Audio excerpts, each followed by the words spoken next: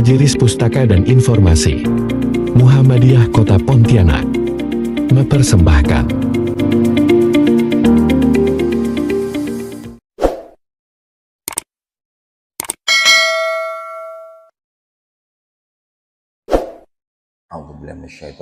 Bismillahirrahmanirrahim.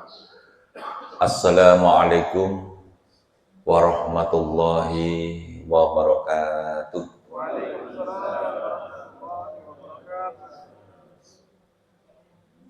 Innal hamdalillah nahmaduhu wa nasta'inuhu wa nastaghfiruh wa na'udzu billahi min shururi anfusina wa min sayyiati a'malina. Man yahdihillahu fala mudhillalah wa man yudlil fala hadiyalah. Asyhadu an la ilaha illallah wahdahu la syarikalah wa asyhadu anna Muhammadan abduhu wa rasuluh la nabiyya ba'dah. Allahumma shalli wa sallim wa barik ala Rasulillah wa ala alihi wa sahbihi wa man walah. Wa qala ta'ala a'udzu billahi minasyaitonir rajim. Bismillahirrahmanirrahim.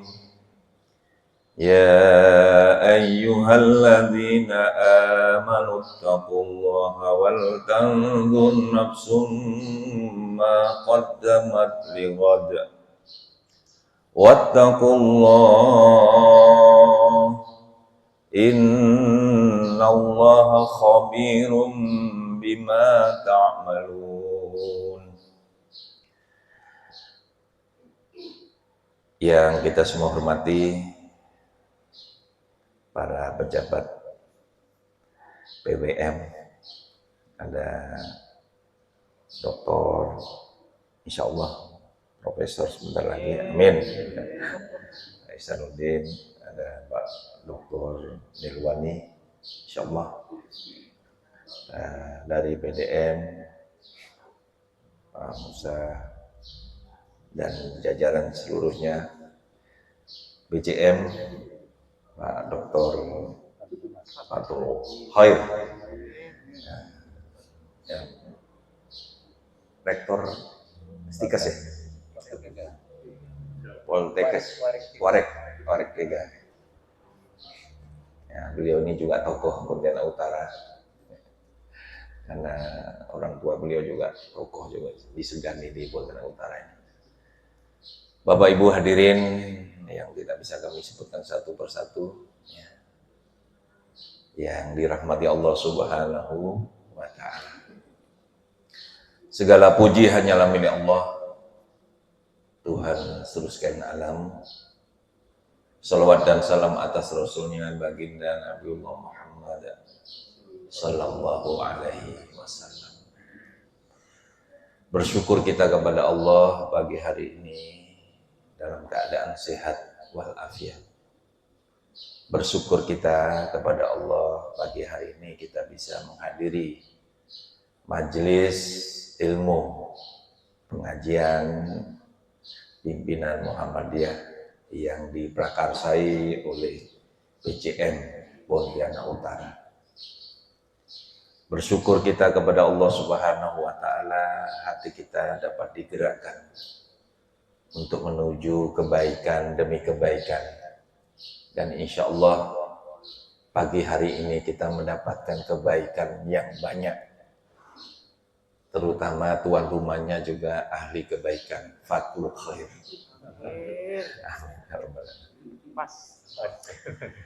Bapak Ibu hadirin yang dirahmati Allah Subhanahu wa Ta'ala, mari kita saling mengingatkan di antara kita untuk kebaikan kita, dunia kita, akhirat kita. Allah Subhanahu wa Ta'ala mewanti-wanti. Allah Subhanahu wa Ta'ala dengan kasih sayangnya mengendaki kita ini semua dalam kebaikan. Ya ayyuhalladzina amanu taqullah. Hai orang-orang yang beriman, bertakwalah kalian itu kepada Allah. Jadilah orang baik, jadilah ahlul khair, jadilah orang yang bertakwa. Ya. Wal tanzur nafsum ma qaddamat lighad. Dan hendaklah setiap diri memperhatikan apa yang telah diperbuatnya untuk hari esok.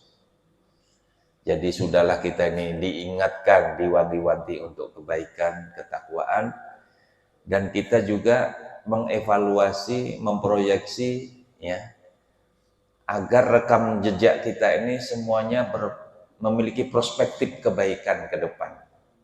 Ya. Perspektif dan perspektif. Wattaqullah, dan bertakwalah kepada Allah. Innallaha khabirum bima ta'malun. Sesungguhnya Allah itu maha mengetahui apa saja yang kita kerjakan. Allah itu detail, ya. Rekam jejak kita itu, ya, yang akan bisa diungkap ke depannya apa yang sudah kita lakukan. Nah, oleh karenanya kita bisa menarik wanti-wanti Allah ini, peringatan Allah ini. Ya, baik ini perspektif ke depan kita sebagai pribadi yang baik. Kita tarik perspektif ke depan keluarga yang baik. Kita tarik perspektif ke depan, ya, Muhammadiyah Indonesia yang baik. Oleh karenanya mungkin kalau kita menarik 3 garis perspektif kebaikan untuk hari esok, hari yang akan datang, kebaikan demi kebaikan, ada 3 garis misalnya hari ini kita tarik, maka kita harus bisa menguraikan setiap pribadi, setiap keluarga, bagaimana perspektif ke depan itu semua dalam bingkai takwa. Allah membingkai, ya, setiap pekerjaan itu dengan perspektif ke depan, bingkainya adalah takwa. Karena Allah perintahkan ya ayyuhalladzina amanu taqullah, kemudian kita merencanakan kehidupan ini untuk ke depan hari esok itu kemudian ditutup lagi dengan wattaqullah. Ya ayyuhalladzina amanu taqullah wal tandur nafsum ma qaddamat lighad wattaqullah. Artinya semua perspektif yang kita buat, kita rencanakan, yang akan kita lakukan ke depan itu semuanya adalah dalam bingkai takwa. Startnya takwa, endingnya juga takwa. Ya. Maka insya Allah kalau orang sudah berada dalam satu bingkai, start takwa, endingnya takwa, maka insya Allah dia senantiasa diliputi kebaikan, kebahagiaan, kejayaan. Ya, ini. Nah, mari kita tarik dulu dari yang kecil-kecil pribadi kita. Apa ini? Perspektif, ya, kebaikan untuk hari esok ke depan dari pribadi kita. Maka kita menata diri supaya kita menjadi ahlul khair. Kalau Fathul Khair ini apa ini filosofinya? Ketua DPC PCM ini. Fathul ini kan sebuah kemenangan, ya, apa? Hah? Pembuka. Barangkali melalui pendobrak, ya. Yang bisa membuka kemenangan demi kemenangan. Nah, kalau Fathul Mekah, itu merebut kemenangan Mekah. Nah, ini Fathul Khair. Nah, melalui apa ini? Salah satu amal usaha beliau ini mudah-mudahan bisa mendobrak kebaikan-kebaikan yang banyak ke depan. Amin ya rabbal alamin. Tapi kita mulai dari pribadi kita. Ya.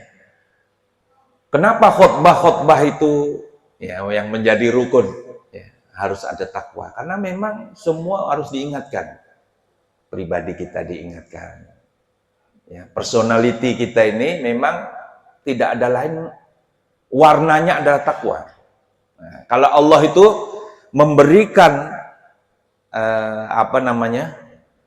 satu ibarat, ya, tamsil, permisalan itu seperti barang yang tercelup, ya. Sibghatallah wa man ahsanu minallahi sibghah. Nah, gitu dalam Al-Qur'an. Itulah celupan Allah, dan siapa yang lebih baik daripada celupan Allah?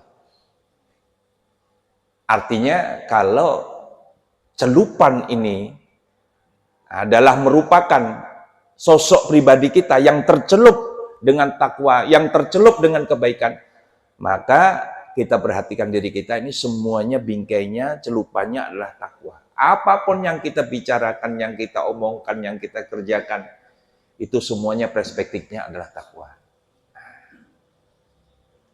Pandangannya pandangan Islam. Pandangan Islam itu bagaimana? Mata kita kalau melihat ini, melihat yang memberikan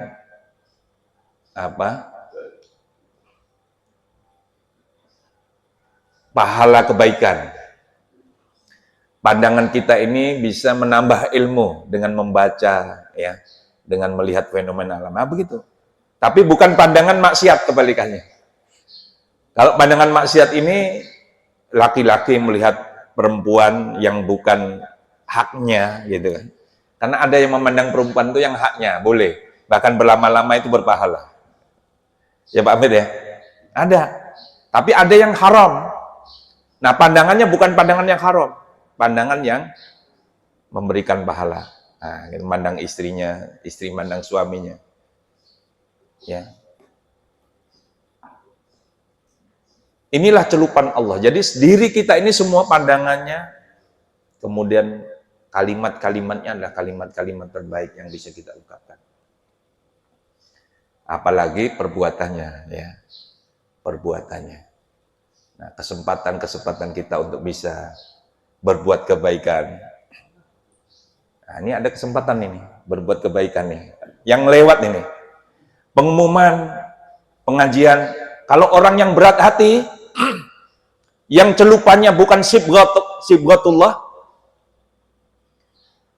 Ada seorang pejuang namanya Sibghatullah. Nah, itu pernah saya baca majalah tuh di Afghanistan. Nah, ini pejuang untuk memerdekakan dari cengkraman Uni Soviet itu namanya Sibghatullah Mujadidi. Nah, jadi kalau orang yang tersibghah ini ada pengumuman pengajian, ada alhamdulillah, ada peluang amal. Ah, begitu. Ada kotak lewat, alhamdulillah. Kotak lewat, tapi dia lewat belakangnya.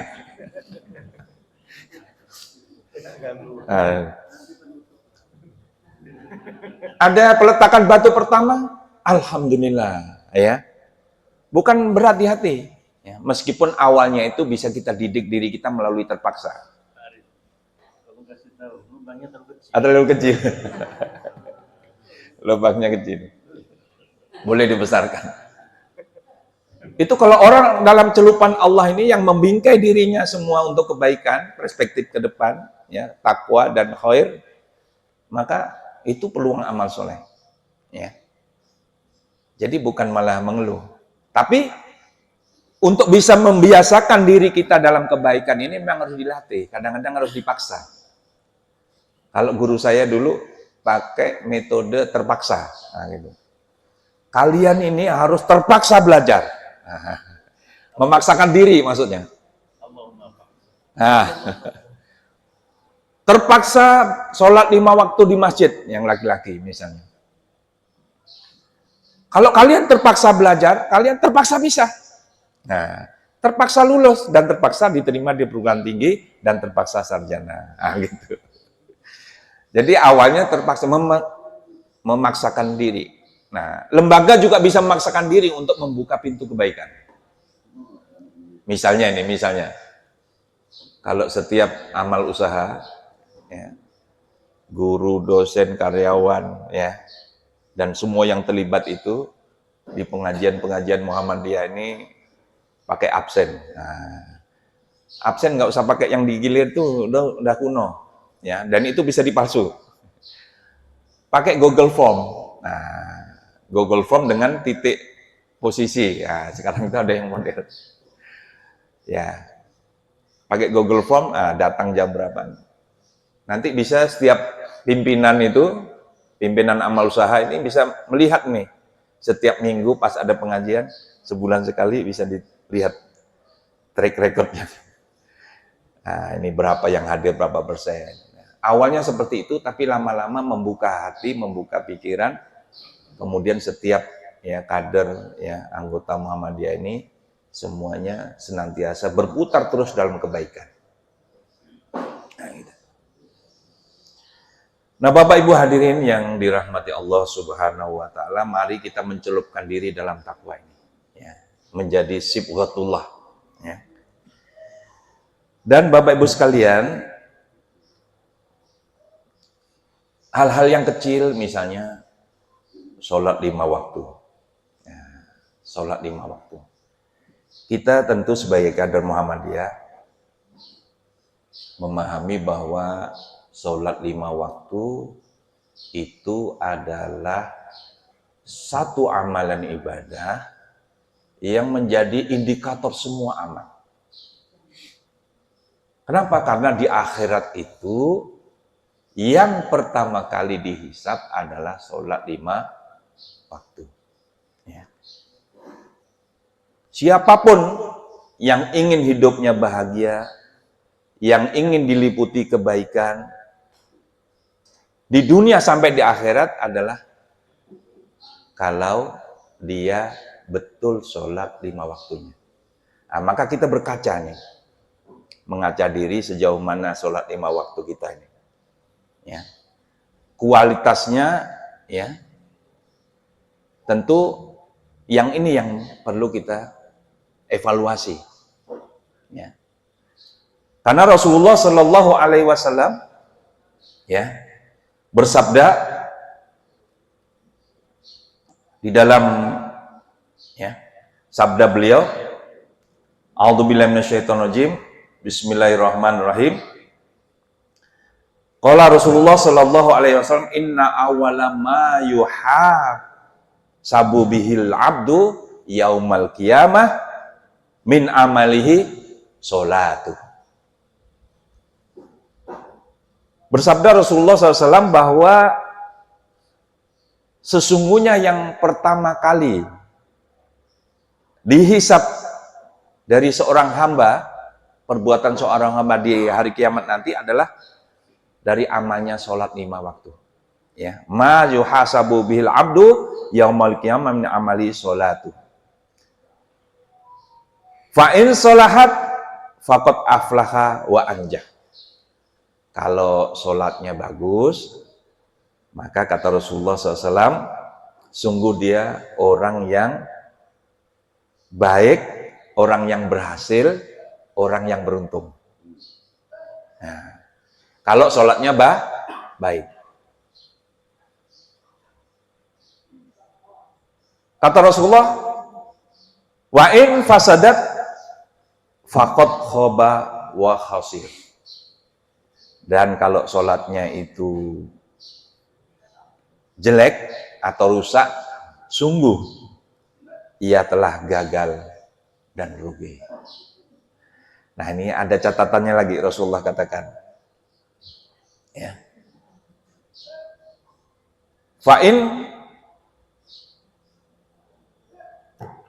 Fa'inna kasa min faridatihi syai'un qala Rabbu azza wa jalla unzuru hal li abdi min tatawwu. Jika dalam sholat ini ada kurang-kurangnya, mungkin khusyuknya, ya, mungkin timingnya, waktunya, ya, agak telat, ya. Kalau ada yang kurang-kurang, kata Rasulullah, dari sholat wajibnya itu, maka dia, ya, disempurnakan, ya. Maka Allah Ta'ala, lihatlah apakah hambamu memiliki sholat sunnah. Ya, maksudnya apa? Dari sholat sunnah itu menyempurnakan yang kurang-kurang dalam sholat wajib 5 waktu. Nah, Bapak Ibu, mari kita syuting ya sholat kita ini. Bukan hanya ceramahnya ini syuting. Saya suka nih syuting orang sholat. Saya mau ingatkan. Jadi banyak orang sholat itu memang tidak tumak nina. Ingat sebuah riwayat bahwa ada sahabat itu sholat di samping Nabi, yang diketahui Nabi, yang diketahui Rasulullah, kemudian disuruh sholat lagi. Sampai 3 kali, kemudian dia nyerah. Dia tidak bisa sholat lebih baik dari yang sudah dilakukan 3 kali yang diulang tadi. Apa kesalahannya? Ternyata dia tidak tumak nina. Jadi tidak ada waktu jedah dia berhenti di setiap gerakan sholatnya. Nah, Bapak Ibu kalau sholat ini kan sudah hafal. Betul apa betul? Karena bacaannya hafal itu sehingga dia lupa gerakan. Misalnya nih, ruku, Allahu Akbar. Nah rukuknya belum selesai kan kalimatnya udah habis. Dia belum lagi ruku sempurna, dia sudah doa. Allahu Akbar, Subhana Rabbiyal Azim, Subhana Rabbil Azim, Subhana Azim. Begitu sampai, udah habis bacaannya. Langsunglah berdiri. Nah, tidak ada waktu tumak ninanya. Begitu juga sujud. Ya, begitu juga gerakan yang lain. Nah, orang-orang dekat saya coba untuk ingatkan. Ya. Karena kalau disuruh mengulang, artinya sholatnya tadi tidak sah. Ya. Sholatnya tidak sempurna. Nah, maka sholat ini bagian dari mengingatkan kebaikan-kebaikan kita. Karena ini apa? Sholat ini juga memiliki perspektif ke depan untuk kebaikan. Kalau sholatnya bagus, maka indikator yang lain itu bisa lebih bagus. Nah, gitu. Nah, mohon maaf kalau bapak-bapak, ini sunnah muakkadahnya, bahkan ada yang mengatakan wajib itu sholat di masjid. Sholat di masjid. Apalagi kita anggota Muhammadiyah yang mesti harus bergaul dengan orang lain. Ya, seringkali ya mereka memiliki pandangan negatif kepada kita karena kita jarang sholat berjamaah di masjid. Ya. Karena kalau sholat berjamaah di masjid ini kita bisa ketemu, bisa ngopi di masjid, bisa ngobrol tentang ya agama, tentang apa saja, ya tentang sosial, tentang amal soleh. Ya. Bahkan seorang yang buta datang kepada Rasulullah. Namanya siapa? Abdullah ibnu Maktum ya. Buta beliau. Ya Rasulullah, aku ini tidak punya penuntun. Tidak punya penuntun. Dia pengen ke masjid. Artinya dia ada kesulitan-kesulitan. Di samping dia jaraknya jauh, tidak punya penuntun. Ada kendala-kendala. Nah, apakah saya boleh sholat tidak di masjid? Awalnya Rasulullah bilang boleh, ternyata dipanggil lagi. Kamu dengar azan enggak? Dengar. Oh, kamu sholat masjid. Nah, bagi laki-laki, ayo kita 5 waktu berusaha di masjid. Dan bagi bapak-bapak, ajak anak-anaknya yang laki-laki, baik anak biologis maupun anak ideologis. Ya, kalau mengelola panti kan ada anak ideologis. Kalau anak biologis yang di rumah. Ya. Kalau istri dan anak-anak perempuannya dibangunkan. Bangunkan. Kalau sholat subuh. Ya. Bangunkan. Supaya jangan terlena juga yang kita harus berjamaah di masjid, tepat waktu yang di rumah akan masih boleh nanti. Ya. Maka di rumah saya pasang itu. Jam sholat 5 waktu yang biasa di masjid, di musola itu, saya pesan. Murah itu Bapak Ibu. Ada yang 800.000, ada yang nggak besar 1,5 juta. Ya. Teman-teman kita punya usaha itu, kita beli, pasang di situ, biar tahu. Biar sudah memprediksi, kira-kira saya sholat nanti jam berapa. Ya, dia sudah siap-siap.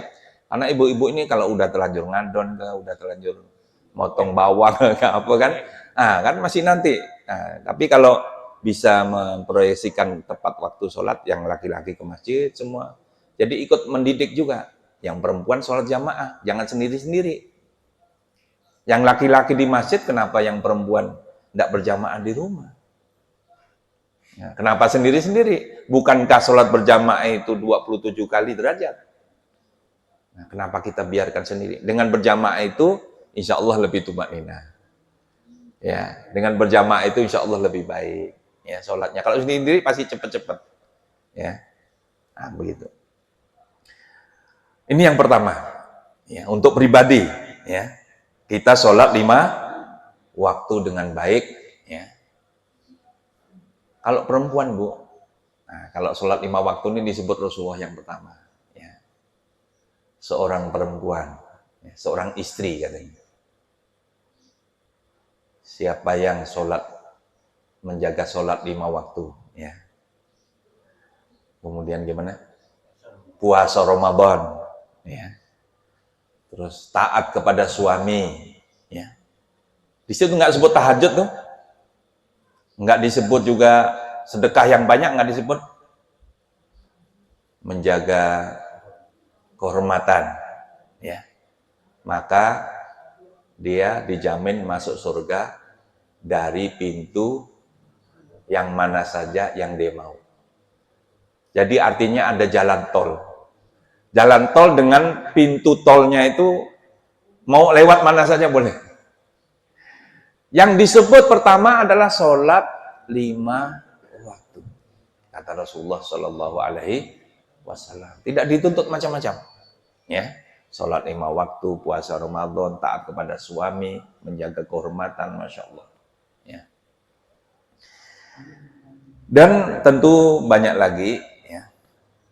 Dalam hal ini adalah setiap diri, ya, kita menjaga, ya, kebaikan demi kebaikan. Termasuk majelis ilmu ini, Bapak Ibu, majelis ilmu ini kata Rasulullah Shallallahu Alaihi Wasallam,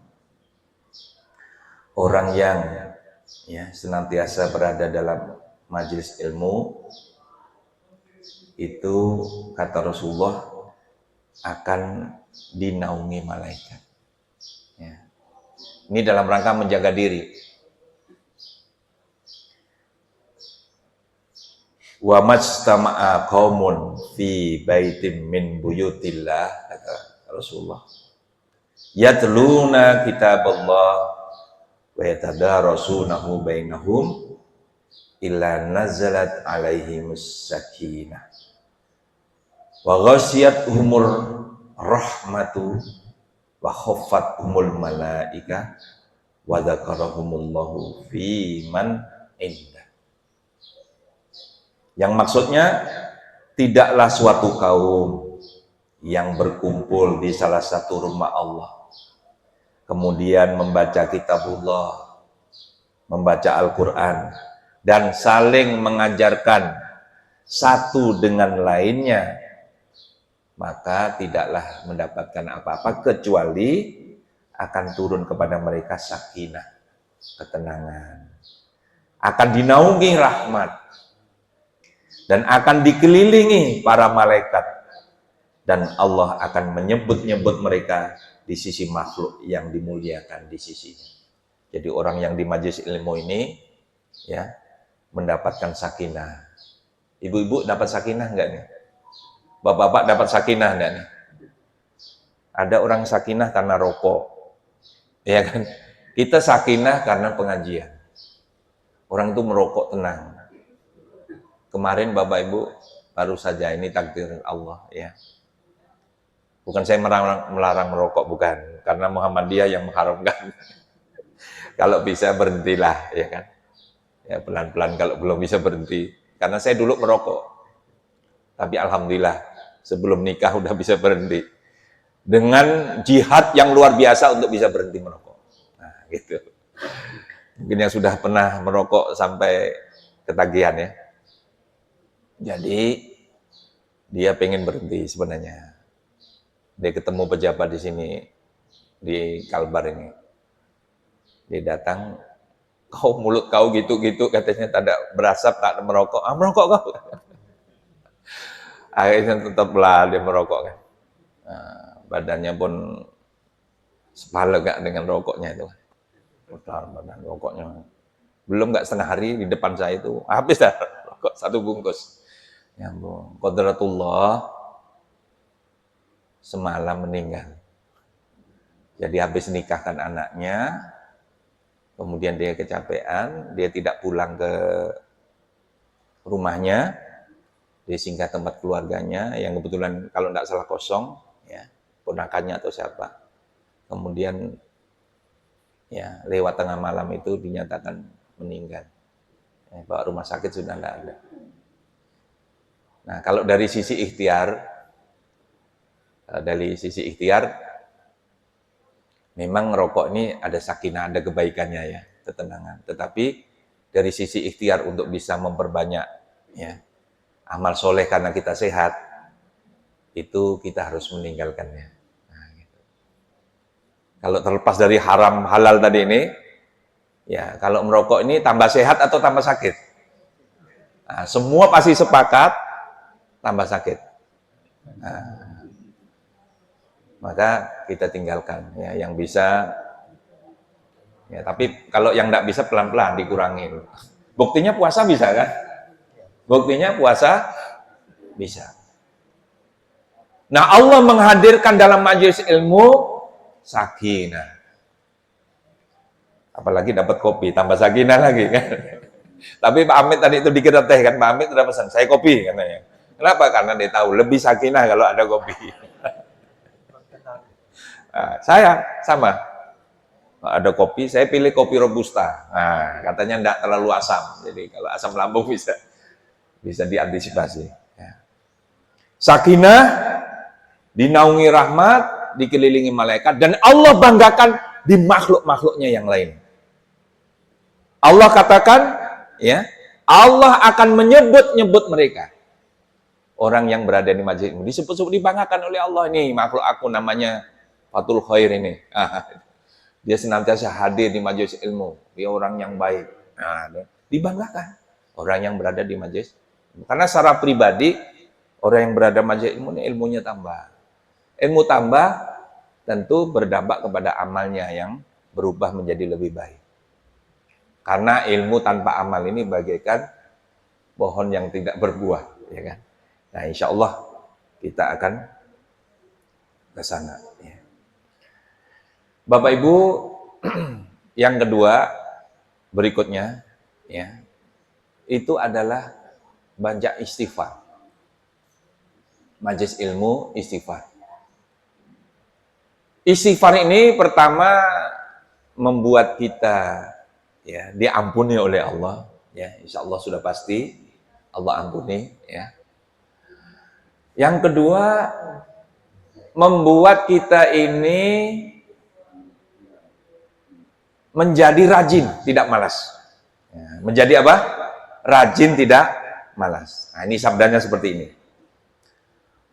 Wallahi, kata Rasulullah, inni lastaghfirullah wa atubu ilaihi fil yaumi aksar min sab'ina marrah. Demi Allah, kata Rasulullah, aku sungguh-sungguh beristighfar pada Allah dan bertaubat kepadanya dalam sehari lebih dari 70 kali. Rasulullah yang maksum 70 kali. Hadis riwayat Bukhari 6307. Ya. Banyak-banyak istighfar supaya kita ini ya, noda-noda hitam kita ini, noda-noda kecil ya. Karena dosa-dosa kecil dengan istighfar diampuni Allah. Yang kedua, innahu la yughanu 'alal qalbi wa inni lastaghfirullah fil yaumi mi'ata marrah. Kata Rasulullah, ketika aku malas, aku beristighfar pada Allah dalam sehari sebanyak 100 kali. Hadis riwayat Muslim 2702. Jadi ternyata istighfar itu mendatangkan ampunan Allah, Yang kedua, membuat kita rajin. Rajin ini rajin beribadah, rajin bekerja, semangat ya membara. Kalau orang itu lesu, layu, bisa jadi banyak dosa. Bisa jadi kurang istighfar kepada Allah Subhanahu wa taala. Ya. Maka banyak-banyak istighfar. Rasulullah mencontohkan kalau habis sholat 5 waktu itu beristighfar. Jadi zikir pertama itu istighfar. Astagfirullah, astagfirullah, astagfirullah. Ya. Kalau dalam sehari 5 waktu, minimal kalau 3 kali dalam sholat, berarti sudah 15 kali sholat. Ya. Waktu sholat sunnah, sholat sunnah berapa rakaat? 12 rakaat, sholat rawatib. 4 rakaat sebelum zuhur, 2 rakaat setelah zuhur, 6 setelah maghrib, setelah isya, ya 4 berarti 10 tambah sebelum subuh, nah, 12. Itu yang populer ya, ada juga yang disebut 10. Nah Bapak Ibu, itu menu-menu pribadi kita, ya supaya kita senantiasa terbingkai dalam ketakwaan, terbingkai dalam kebaikan. Nah, keluarga juga kita punya kewajiban. Ya ayyuhalladzina amanu qu anfusakum wa ahlikum naro. Hai orang-orang yang beriman, jagalah dirimu dan keluargamu dari api neraka. Api neraka itu baik atau buruk, Bu? Buruk. Mafhum mukhalafannya, ya, jaga jangan sampai ke dalam buruk. Jaga jangan sampai menjadi ahlun nar. Maka mafhum mukhalafannya adalah kita mengajak kepada kebaikan, mengajak kepada ahlul jannah. Maka menjaga diri keluarga itu penting. Nah, apa-apa yang tadi sudah bisa membentengi kita, ya kita juga lakukan. Ya. Terlebih Bapak Ibu, apa yang membingkai kita ini kan menjadi track record. Ya. Rekam jejak di hadapan Allah Subhanahu wa taala. Karena akhir ayat tadi disebutkan, ya. Gimana tadi? Innallaha khabirum bima ta'malun. Rekam jejak kita kepada Allah. Rekam jejak kita di dalam rumah tangga. Maka bapak-bapak kalau memarahi istri, jangan kelewat-kelewat. Ada rekam jejaknya nih, direkam oleh anaknya juga. Allah ngerekam juga. Ibu-ibu kalau nyerana suami, jangan lebih-lebih, ya. Nah, kalau suami jaranglah nyerana, kan? Suami itu paling diam ya dia. Nah, kalau istri itu tak bisa diomongkannya, betul. Nah, jangan lebih-lebih, ya kan? Karena ada rekam jejaknya. Malaikat merekam. Nah, anak-anak kita yang udah punya cucu, cucu itu merekam nggak? Kalau neneknya ini beleter, cucunya beleter juga. Ada rekam-rekam jejak yang Allah katakan tadi itu, ya. Innallaha khabirum bima ta'malun. Maka rekam jejak itu yang terbaik dengan istri yang baik, ya. Saya mencoba Bapak Ibu ya, belajar. Anak-anak saya perempuan itu, di antaranya anak tuh ngomong gini. Ya, ini berarti rekaman dia ya kepada kita gitu. Nanti kalau saya cari suami, pengen seperti ayah. Nah gitu. Ibunya nanya, apanya? Padahal ibunya tahu banyak kekurangan kita nih kan. Apanya?